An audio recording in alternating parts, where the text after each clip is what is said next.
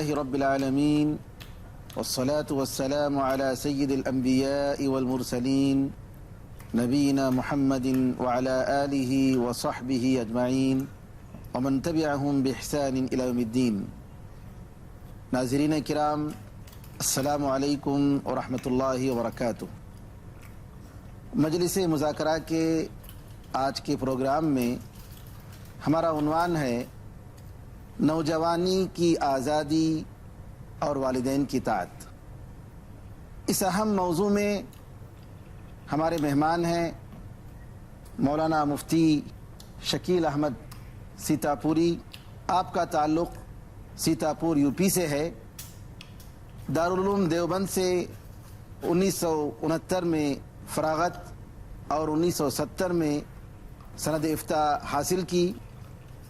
1972 تا 1982 10 سال دارالعلوم دیوبند میں بحیثیت مدرس آپ نے خدمت کی. فی الحال مدرسہ ضیاء العلوم سیتاپور میں بحیثیت سرپرست اور دارالقضاء سیتاپور میں بحیثیت قاضی خدمت دین میں مصروف ہیں. آپ کی کئی تصنیفات ہیں جن میں آپ کی خطبات و تقریروں کا مجموعہ دیکھنا تقریر کی لذت کے عنوان سے 2 جلدوں میں قابل ذکر ہے. ہمارے دوسرے مہمان ہیں مولانا عبداللہ مدنی جھنڈا نگری. آپ صدر مرکز توحید نیپال، چیف ایڈیٹر ماہنامہ نور توحید، ناظم اعلیٰ مدرسہ خدیجۃ الکبریٰ نیپال، نائب صدر نیشنل مسلم فورم نیپال. آپ نے گزشتہ 30 برسوں سے ایشیا اور یورپ کے مختلف ممالک کے کانفرنسوں میں اپنے مقالات و خطابات کے ذریعے داعیانہ کردار ادا کیا ہے. گزشتہ 23 سال سے آپ کی تحریریں ماہنامہ نور توحید کے صفحات پر ثبت ہو کر اردو دان طبقے کو نفع پہنچا رہی ہیں الحمدللہ. ہمارے تیسرے مہمان ہیں مولانا قاری مقصود الرحمن مظاہری. شہر ممبئی کی مشہور و معروف شخصیت ہیں. آپ مدرسہ مظاہر العلوم سہارنپور کے فارغ التحصیل ہیں اور آپ حافظ اور سبع قرات کے ماہر قاری بھی ہیں. آپ علماء کونسل ممبئی کے رکن ہیں. 1987 عیسوی سے آپ جامع مسجد ارلا جوہو اسکیم ممبئی میں فریضہ امامت و خطابت میں مصروف ہیں. آپ نے اسی مسجد میں 1999 عیسوی میں مدرسہ دارالعلوم اسلامیہ کی بنیاد ڈالی اور الحمدللہ یوم تأسیس سے اب تک تعلیم و تدریس کے ذریعے دین کی خدمت کر رہے ہیں. ناظرین کرام، ان عظیم علماء کرام اور ہمارے مہمانان اعظام اس اہم موضوع پر روشنی ڈالیں گے جو کہ وقت کا تقاضا ہے: نوجوانی کی آزادی اور والدین کی اطاعت. نوجوانی کا مرحلہ زندگی کا بہت ہی اہم مرحلہ ہوتا ہے. نوجوان اپنے اندر وہ ساری طاقتیں محسوس کرتا ہے جس کے ذریعے اپنے ارادوں کو، اپنی امنگوں کو مستقبل میں وہ پوری کر سکتا ہے. نوجوانی ایک ذمہ داری کا مرحلہ ہوتا ہے. اسلام نے نوجوانی کے مرحلے پر بڑا زور دیا ہے.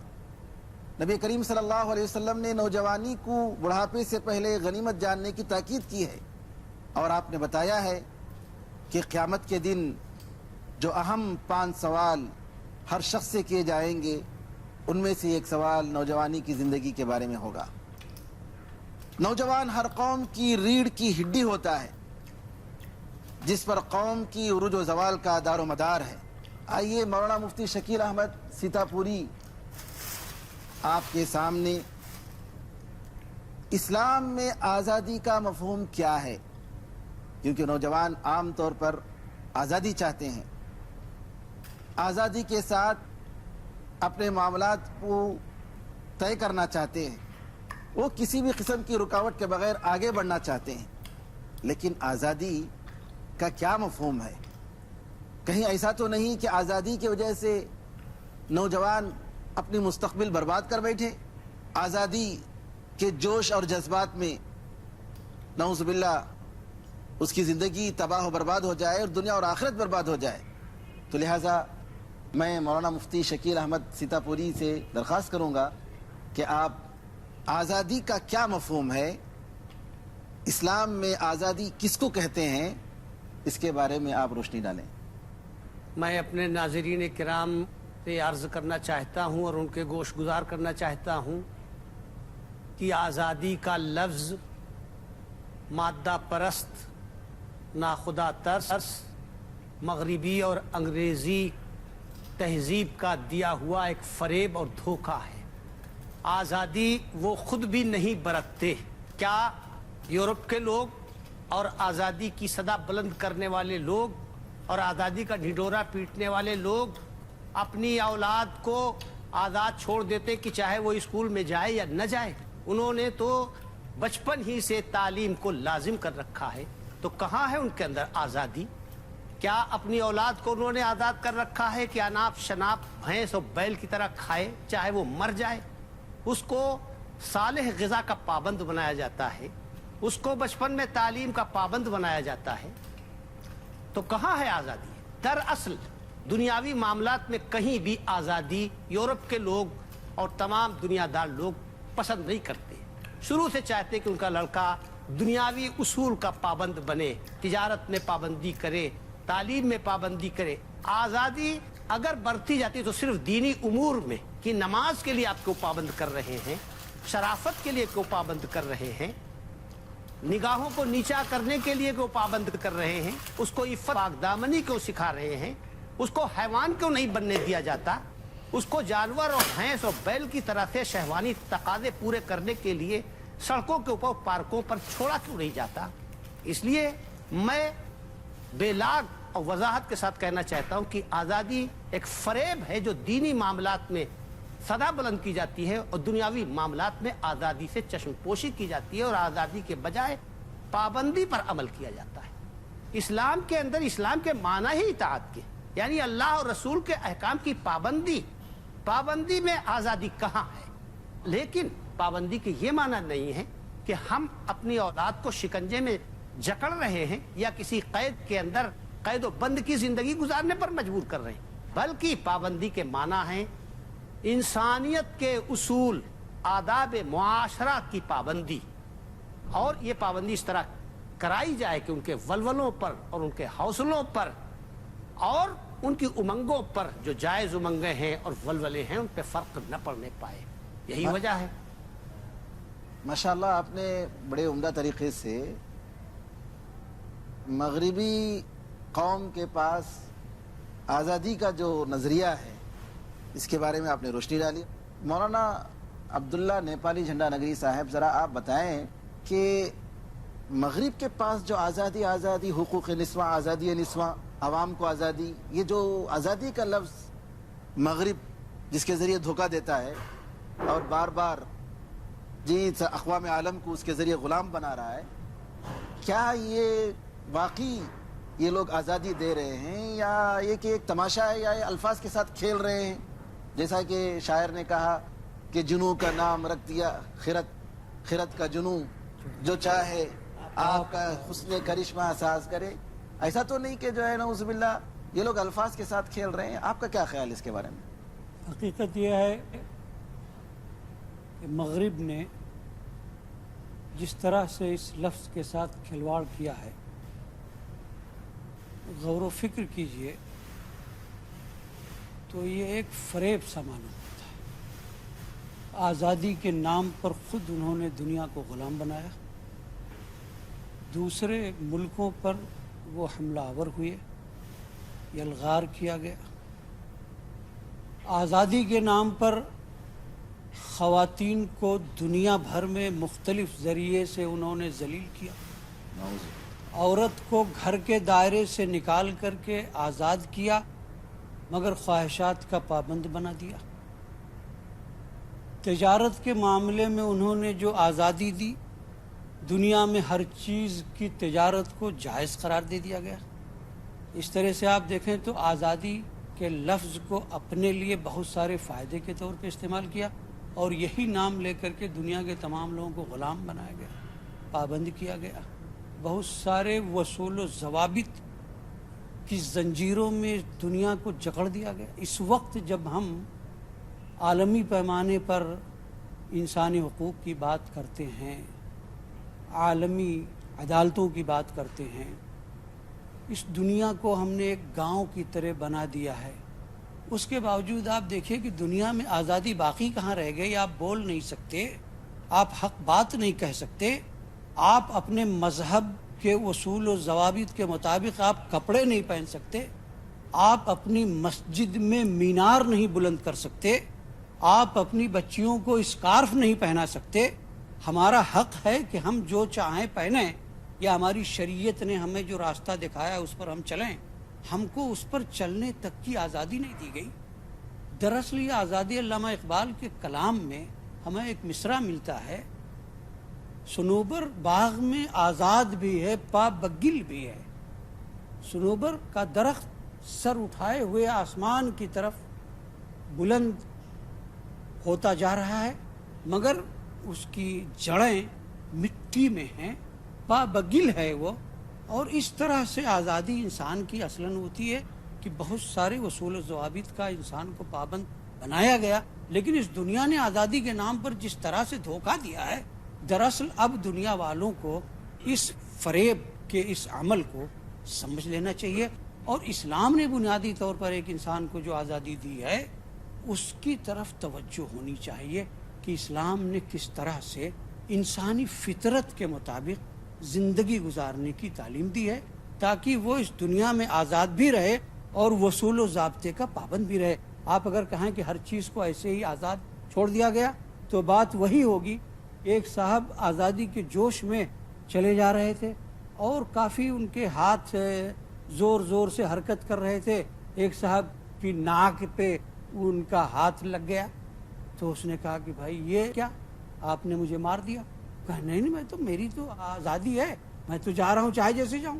تو انہوں نے ایک بات کہی تھی کہ وہ ایسا ہے کہ آپ کی آزادی کی حد وہاں ختم ہو جاتی ہے جہاں سے میری ناک کی حد شروع ہوتی ہے. تو یہ دنیا نے جس طرح سے آزادی کا نعرہ دیا، اگر اسلام نے کچھ ضوابط اور اصول بنائے جیسے کہ آپ بناتے ہیں، آپ نے اپنے ملکوں میں قانون بنا رکھا ہے. ہندوستان میں آپ جب ڈرائیونگ کریں گے تو آپ بائیں طرف چلیں گے، لیکن اگر آپ یورپ میں جائیے تو وہاں آپ کو داہنے طرف اپنی سواری لے کے جانی پڑے گی. وہاں آپ کی آزادی چھین لی گئی، آپ یہاں سے گئے. لیکن یہ آزادی کا چھیننا نہیں ہوا، یہ تو اصول و ضابطے کا پابند بنانا ہوا. اسلام بھی یہ چاہتا ہے کہ انسان ضابطہ اصول کے دائرے میں رہ کر کے اپنی زندگی گزارے اور پوری آزادی کے ساتھ زندگی گزارے. انسان کو سوچ اور صلاحیت اور فکر جو اللہ رب العالمین نے دی اس کے مطابق آدمی سوچے کرے، مگر شریعت نے جہاں پابندی لگا دی ہے اس پابندی کو اپنے اوپر نافذ کر لینا چاہیے. جزاکم اللہ خیراً. بہت تفصیل سے آپ نے نقطے کو واضح کیا. ناظرین کرام، وقفے کا انتظار ہے، وقفے کے بعد دوبارہ ہم تشریف لائیں گے.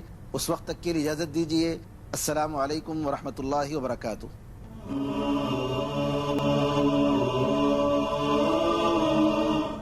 ناظرین کرام، انتظار کرنے کا شکریہ. ہم دوبارہ آپ کی خدمت میں حاضر ہوئے ہیں. مغرب کا نعرہ آزادی، اس کی کیا حقیقت ہے؟ ماشاءاللہ آپ نے بہت ہی واضح طریقے سے کھول کر بتا دیا. مولانا مقصود الرحمان صاحب سے میں درخواست کروں گا کہ آپ یہ بتائیں کہ مغرب کا جو خیال ہے آزادی کے بارے میں، مغرب کا جو تصور ہے، کیا مشرق ممالک کا بھی یہی تصور ہے؟ ہم ہندوستان میں جیتے ہیں اور ہم جہاں تک جانتے ہیں، دیکھتے ہیں کہ مشرق کے عام ممالک میں آزادی کا وہ تصور نہیں جو مغرب نے دیا ہے. یہ الگ بات ہے کہ آج کل اس کے اثرات یہاں بھی آنے شروع ہو گئے ہیں، لیکن آپ بتائیں کہ یہاں کی جو تہذیب ہے، یہاں کی جو ثقافت ہے، یہاں کا جو کلچر ہے، اس میں آزادی کا مفہوم کیا پایا جاتا ہے؟ ناظرین کرام، یہ لفظ آزادی مغرب والوں نے اپنے بنائے ہوئے خود ساختہ قانون کو دوسروں پر نافذ کرنے کے لیے، تھوپنے کے لیے ایجاد کیا ہے. اور سب سے پہلے تو ہمیں یہ دیکھنا چاہیے، ہم ایک مسلمان ہیں، ہمارے تمام نوجوان بھی مسلمان، ان کو یہ دیکھنا چاہیے ہر مرحلے کے اندر کہ ہمارے لیے ہمارے رب نے کون سا اصول وضع کیا ہے. جیسا کہ سورہ احزاب کی 21 نمبر کی آیت ہے، لقد کان لکم فی رسول اللہ اسوۃ حسنہ، کہ محمد الرسول اللہ صلی اللہ علیہ وسلم تمہارے لیے بہترین نمونہ ہے۔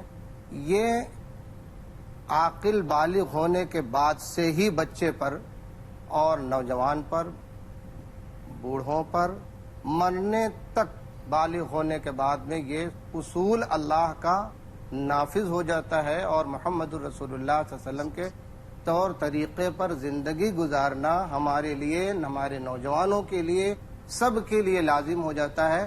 ہم جو مغرب والوں نے ایک عریانیت اور اسی طریقے سے ایک اپنے عقیدے کو، خود ساختہ عقائد کو اور خود ساختہ باتوں کو گڑھ کر کے دوسروں پر جو تھوپنے کی کوشش کی ہے، یہ سراسر بالکل غلط ہے۔ آج وہاں کے لوگ خود اب چکے ہیں، اسی لیے وہ اسلام سے پورا یورپ گھبرایا ہوا ہے کہ اسلامی قوانین اگر نافذ ہوں گے، آج وہاں کی خواتین بھی پردے میں رہنے کو اپنے لیے عزت سمجھتی ہیں اور اسلام میں عفت سمجھتی ہیں، اسلام میں سکون سمجھتی ہیں آنے کو، اس لیے دھڑا دھڑ مسلمان ہو رہی ہیں۔ اگر مسلمان ہونے کا اور اسلام پھیلنے کا خطرہ نہ ہوتا تو چند دنوں پہلے ہی دیکھا جائے تو عالی جناب ڈاکٹر ذاکر نائک صاحب کو لندن والوں نے کیوں بینڈ کیا؟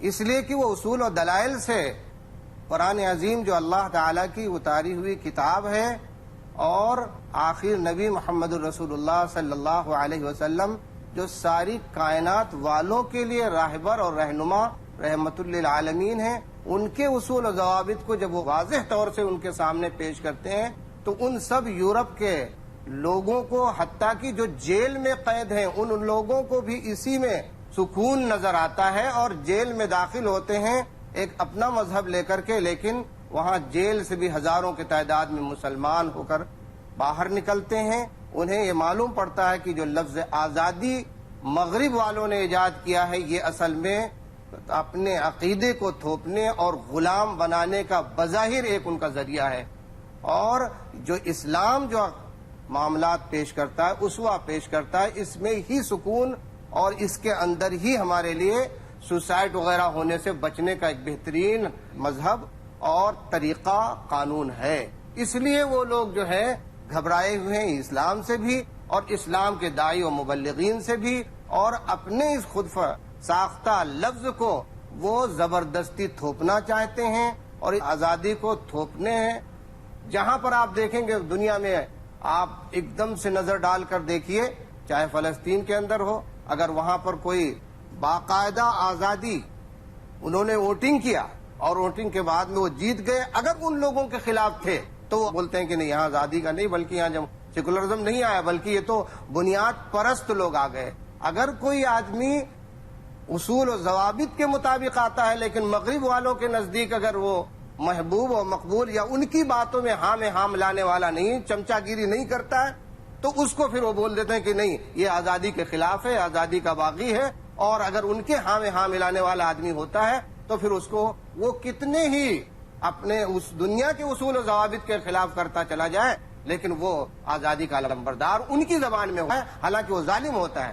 آج آپ دیکھیں گے کچھ دنوں کے بعد ہی میں فلسطین کے اندر جب 40 ملکوں کا باقاعدہ ریلیف جہاز جا رہا تھا، یہ غریبوں کا، مسکینوں کا، یتیموں کا، چھوٹے بچوں کی مدد کرنا ہر مذہب یہ سکھائے گا، اور خصوصاً اسلام نے تعلیم دی ہے، لیکن انہوں نے اب کہاں آزادی رہ گئی؟ کسی نے ایک لفظ نہیں اس پر بمباری کی، وہاں کے لوگ کئی زخمی ہوئے، 9 آدمی ترکی کے مر گئے، لیکن جو آزادی کا علمبردار بنتا ہے وہ ملک بھی ایک لفظ تک نہیں زبان کھولا کہ ہاں کہ یہ کیوں کیا ہے۔ ایک کسی انسان کے ساتھ میں مدد کرنا، یہ بھی تو ایک انسانیت کے اعتبار سے آزادی تھا، وہاں پر کیوں کسی نے کچھ نہیں بولا بلکہ ویٹو کر دیتے ہیں لوگ اصل میں۔ اور ہمیں تو یہی کہنا ہے ناظرین سے اور ہمارے نوجوانوں سے کہ ہر معاملات کے اندر کسی مغرب اور مشرق ان کسی پر دھیان نہیں دینا، ہمارے لیے اصول جو ہے وہ محمد الرسول اللہ صلی اللہ علیہ وسلم ہے۔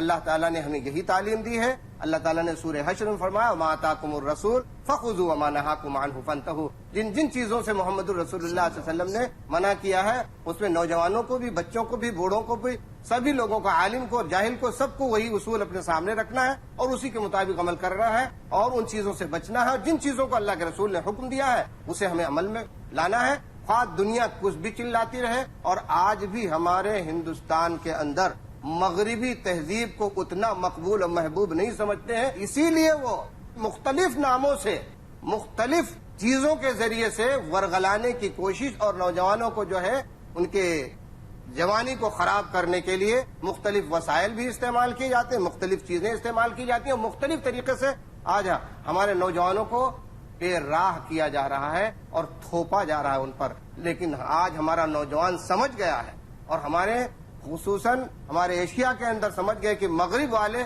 اپنے طور طریقے کا غلام بنانا ہمیں چاہتے ہیں۔ جزاکم اللہ خیر خیرن، آپ نے بڑی تفصیل سے بتایا کہ اسلام کیا چاہتا ہے اور مشرق اور مغرب میں کتنا بڑا فرق ہے آزادی کے مفہوم میں۔ ہم یہاں مولانا مفتی شکیل احمد سیتاپوری سے درخواست کریں گے کہ اسلام نے انسانی عقل کو سامنے رکھتے ہوئے آزادی دی ہے۔ بچہ جب جوان ہوتا ہے اور اس کے اندر سوچنے اور سمجھنے کی صلاحیتیں پیدا ہو جاتی ہیں تو اسلام نے اس کو اختیارات دیے ہیں۔ آج کے انٹرنیٹ کے زمانے میں ہر نوجوان چاہتا ہے کہ اس کو اس کے اختیارات استعمال کرنے کا موقع دیا جائے۔ جی، ماں باپ اس کے خواہشات کے آگے روڑا نہ بن جائیں۔ اب یہ جو آزادی اور نوجوانی کے دور میں ان کے جو جذبات ہیں، ان کے جو احساسات ہیں، اس کے تعلق سے اسلام کیا کہتا ہے؟ اس بارے میں ان بچوں سے ہم کہیں گے، نالا ہے بلبل شوریدہ تیرا خام ابھی، نالا ہے بلبل شوریدہ تیرا خام ابھی، اپنے سینے میں اسے اور ذرا تھام ابھی۔ جو جذبات اور جیسی وہ پرواز کرنا چاہتے ہیں، اس پرواز اور ان جذبات کو وہ اپنے تجربے کار والدین اور اپنے تجربے کار بزرگوں کی روشنی کے اندر اس پرواز کو بڑھائیں۔ ابھی ان کی عقل خام ہے، وہ نہیں جانتے کہ قدم کتنا اٹھایا جائے۔ جتنی ضرورت نہیں ہے، اگر اتنا قدم اٹھا دیا جائے تو اس میں ہلاکت کے سوا اور کوئی صورت نہیں ہے۔ جزاکم اللہ خیرن، مولانا آپ نے بڑی تفصیل سے اس نقطے کو واضح کیا ہے۔ ناظرین کرام، السلام علیکم ورحمۃ اللہ وبرکاتہ۔